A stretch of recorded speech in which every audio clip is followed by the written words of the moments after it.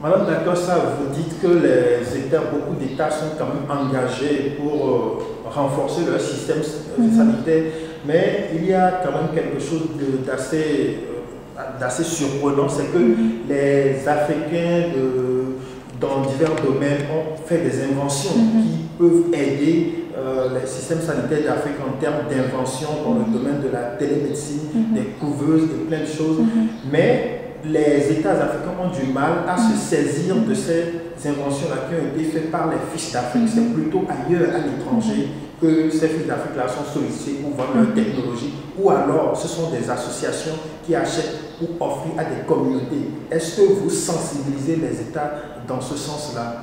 Oui, alors ça fait cette question de la recherche, cette question de tout ce qui est invention numérique, etc.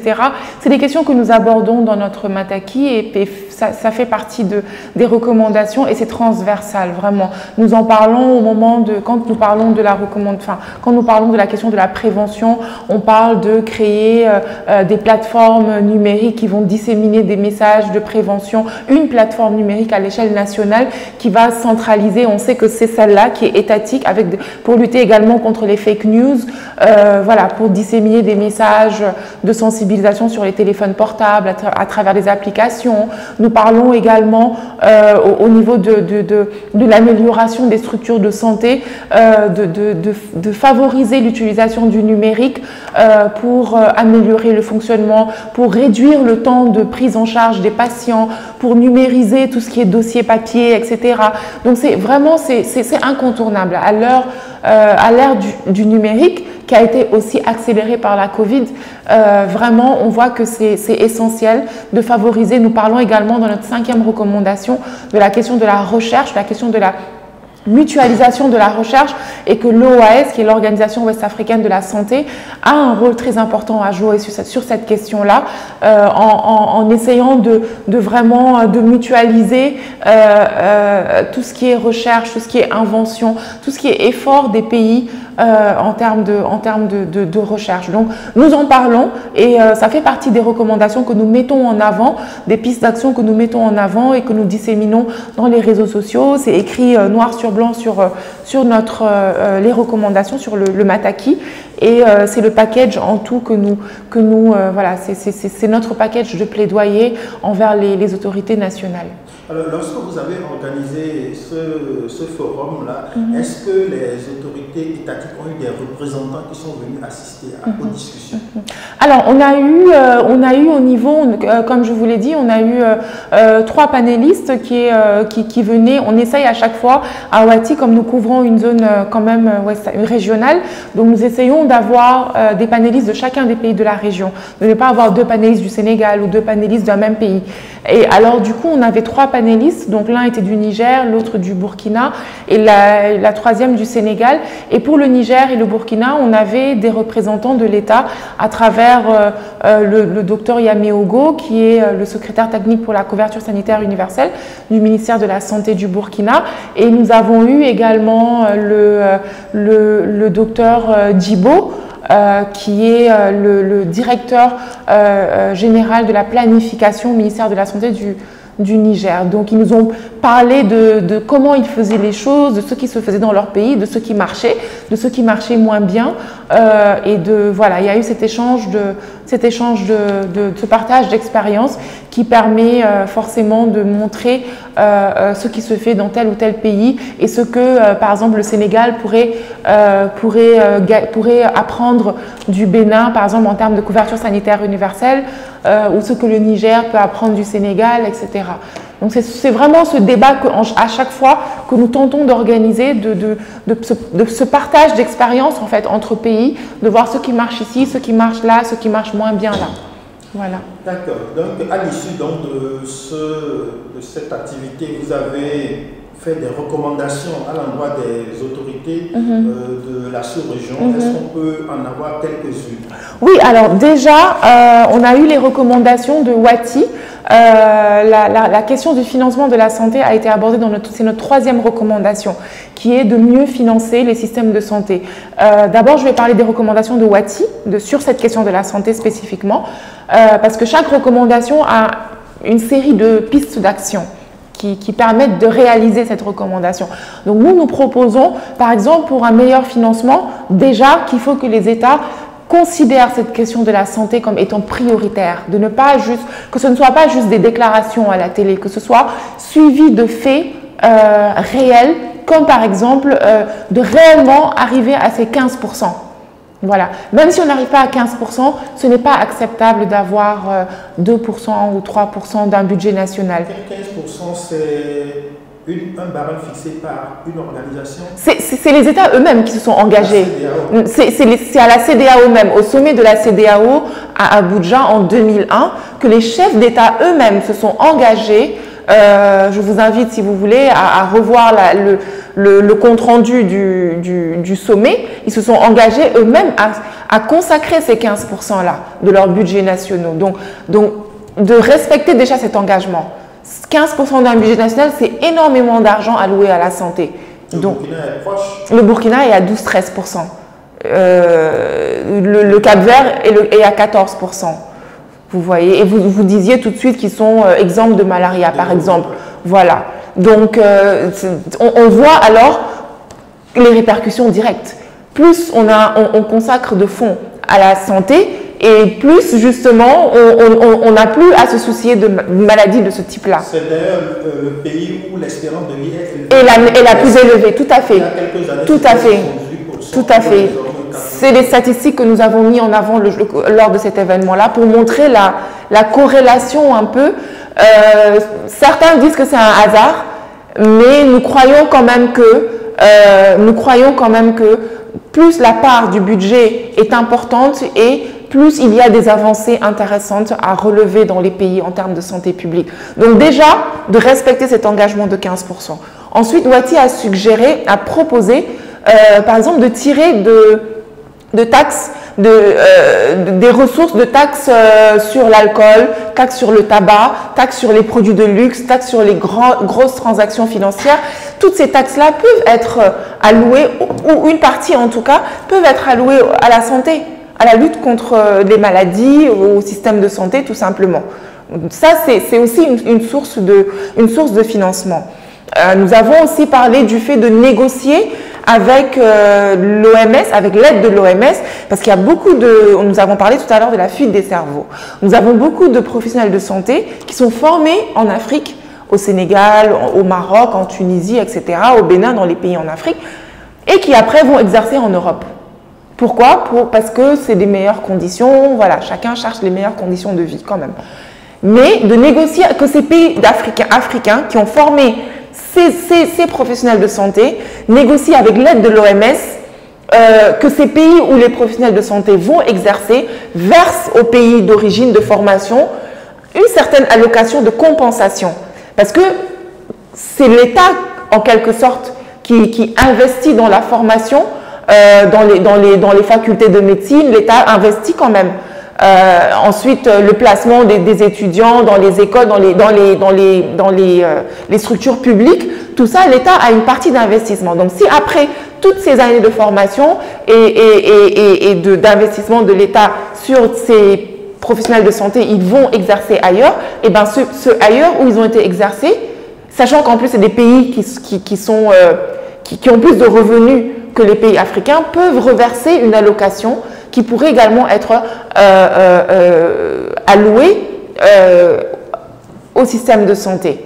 Vous voyez, donc ce sont des sources possibles de financement que nous pensons peuvent évidemment aider à renforcer les systèmes de santé. Mais il est ressorti quelque chose qui est une recommandation qui est également ressortie de cet événement, de cette conférence virtuelle sur la question du financement de la santé, c'est que c'est très dangereux de baser la question de santé publique sur une aide internationale.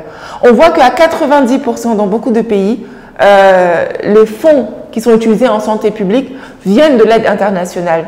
Nous avons le Fonds mondial qui est un très grand bailleur, nous avons l'OMS, nous avons USAID, nous avons, selon les pays, chacun a ses bailleurs. Mais le jour où ces bailleurs ne sont pas là, comment on fait? C'est en cela que c'est dangereux. Et c'est en cela que c'est dangereux. Le jour où ces bailleurs se retirent, vous voyez, parce qu'ils peuvent avoir d'autres centres d'intérêt, il peut y avoir des urgences ailleurs, il peut y avoir, voilà. Donc, le jour où ces bailleurs se retirent, si par exemple la lutte contre le paludisme n'est financée, comme c'est le cas actuellement, que par un bailleur principal, il est très engagé, il a permis de faire beaucoup de choses, mais le jour où il n'est plus là, comment on fait? Vous voyez? Donc, c'est très important de trouver à l'intérieur des pays des sources de financement qui permettent de pérenniser les efforts des nationaux en termes de santé publique. Parce que sinon, le jour où le bailleur n'est plus là, tout ce qui avait été fait, eh ben, ça n'a pas de continuité.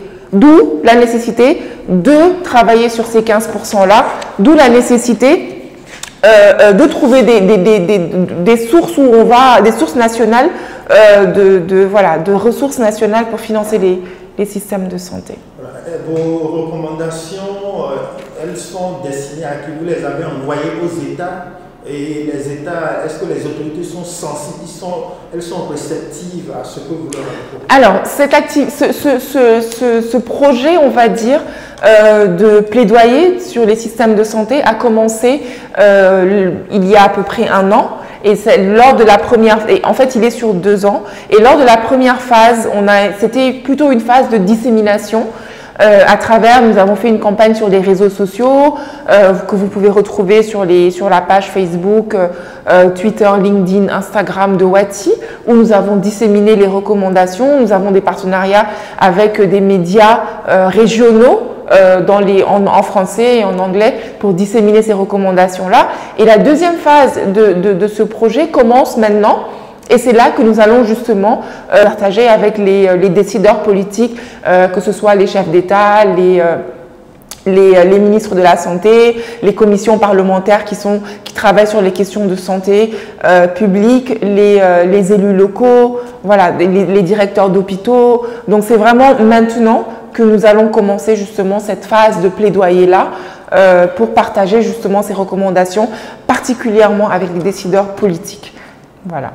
Très bien. La dernière question, est-ce que, je ne sais pas, vous savez, l'État du Sénégal, le président a demandé au ministère de la Santé de lui faire un plan d'investissement massif dans le domaine de la santé de 500 milliards de francs CFA. Avez-vous connaissance de cette information? Alors, moi, je n'avais pas particulièrement connaissance de cette information, mais je sais que sur les recherches récentes que j'ai fait, et j'ai fait mention de ça tout à l'heure, que vraiment, il est vraiment le président de la République, est réellement engagé, il veut vraiment investir, et maintenant vous le confirmez avec ce chiffre exact de 500 milliards, il veut vraiment investir massivement dans la santé, et c'est pour ça que, et c'est là tout l'intérêt aussi de notre travail, c'est vraiment quand on est à des tournants comme ça, j'ai parlé tout à l'heure du fait qu'on avait été au Burkina. On a été au Burkina à une période où le Burkina est en train d'élaborer son plan d'action en santé publique, son plan stratégique de santé publique. Et c'est là où nous avons jugé bon de partager ce document, ces recommandations, afin qu'il soit pris en compte lors de l'élaboration de ce plan de santé publique. Et ça va également être le cas au Sénégal et dans les autres pays où nous allons à chaque fois essayer de, quand il y a un agenda qui est favorable en tout cas à une étude ou alors à des investissements en santé publique, de partager ce document pour leur dire il y a ces recommandations-là, ces investissements que vous comptez faire, il ne faut pas les faire que sur la construction d'infrastructures, par exemple. Il faut aussi les faire dans, je ne sais pas, la formation, par exemple, la prévention. Nous avons parlé de prévention qui est très importante.